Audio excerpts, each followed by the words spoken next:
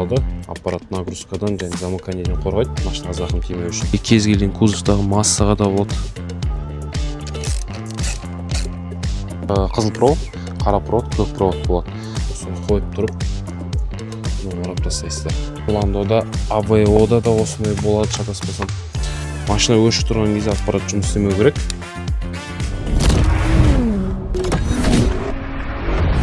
Ассалаумалейкум, құрметті Тасын Драйв тұтынушылары. Бүгін бізде аппарат орнату туралы видео инструкция болады. Бұл Chevrolet Arlanda 1.8 осы машинаға орнататын боламыз. Жалпы аппараттың өзімен бірге жүретін комплектісінде проводы 3 контакт, 3 провод болады. Қызыл провод, қара провод, көк провод болады. Бізде мына 2 провод, қарасы минусқа, көгі плюсқа жалғайтын боламыз аккумуляторға. Мынаны релеге жалғайтын боламыз. Видеоның соңына дейін қарасаңыздар, толық түсінікті болады. Так, жұмысты бастамас бұрын ондық кілтті алып алу керек. Клеммалар ондық болтпен тұрады. Сосын мына жерде қара проводта и көк проводта вилка болады, клеммадағы гайки жалғау үшін.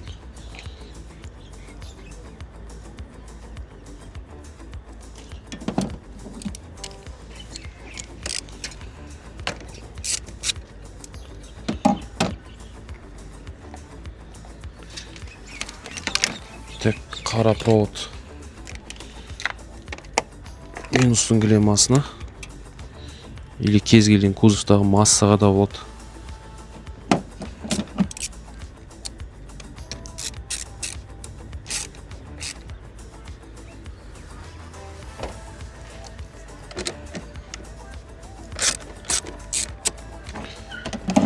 Мына жерде плюсті клемманың өзіне немесе крышканың астында так болттар болу керек. Осыған жалғасақ та болады. Чтобы клемманы босатқан кезде провод боса кетпейтін, өзімен өзі бір орында тұра беретіндей. 13-ке босатамыз.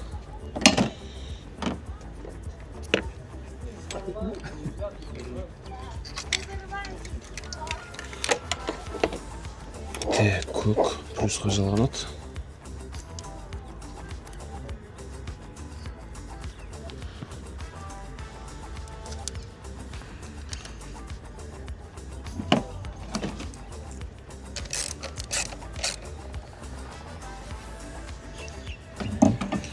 Крышкасын обратно жабамыз.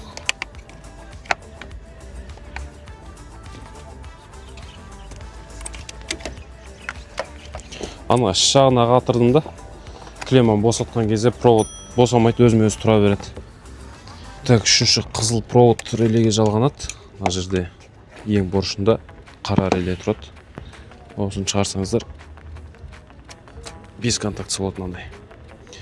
Мына жерде 2 контакт, мына жерде 86 деген контакт болады. Мынау.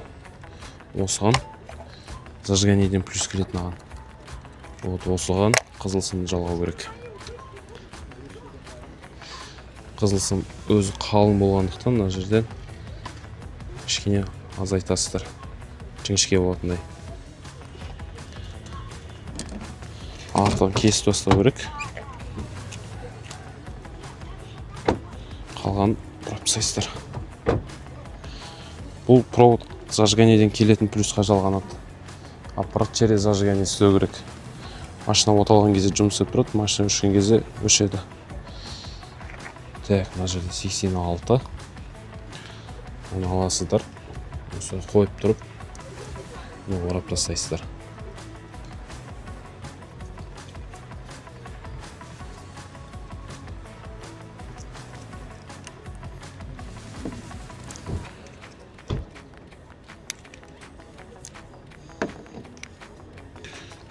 Мына жерде жақсылап орасаңыздар, контакт шықпайды, қызбайды.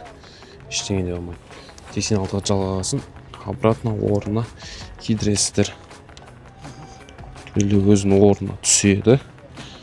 Енді 3 провод 3 жаққа жалғанды. Көк плюс, қара минус, қызыл релеге.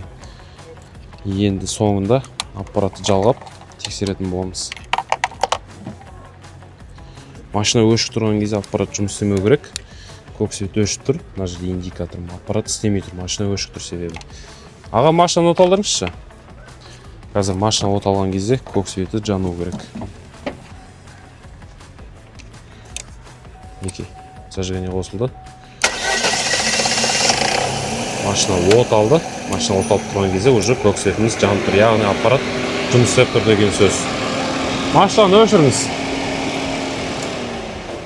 Машина өшкесін, бір 20 секундтай паузамен тұрып барады, аппарат өшеді. Өйткені машинаның өзіне питание сразу өшпейді екен. Жалпы мына жерде қызыл проводта и көк проводта предохранитель болады. Аппарат нагрузкадан және замыканиеден қорғайды, машинаға зақым тимеу үшін. Одан кейін бұл аппараттың машина ешқандай зияны жоқ, жаңағы предохранительдердің арқасында. Сосын өзі судан қорықпайды, ыстыққа, суыққа төзімді болады. Мынаның сырты удардан, ұрған соққаннан қорғалған. Неке өшті. Дұрыс жалғанған кезде аппарат тура осылай жұмыс жасау керек. Одан кейін өздеріңіз ыңғайлы етіп кез келген жерге бекітсеңіздер болады. Ең бастысы бұл аппарат машинадан түсіп қалмау керек. Қалған барлығына төзімді.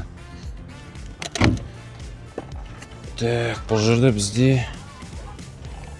бос орын бар. Мысалы, мынандай любой Орландода, АВОда да осындай болады, шатаспасам. Мынандай қалта. Мына жерге салып қойсаңыздар, болып жетеді осының өзі. Ең басты түспесе болды. Проводтарын предохранительден ыңғайлы жанына шығарып қоясыздар. Және проводтарын изолировать етіп жасаңыздар да болады.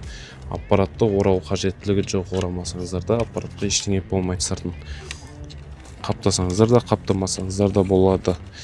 Жалпы орнатылу болды осымен.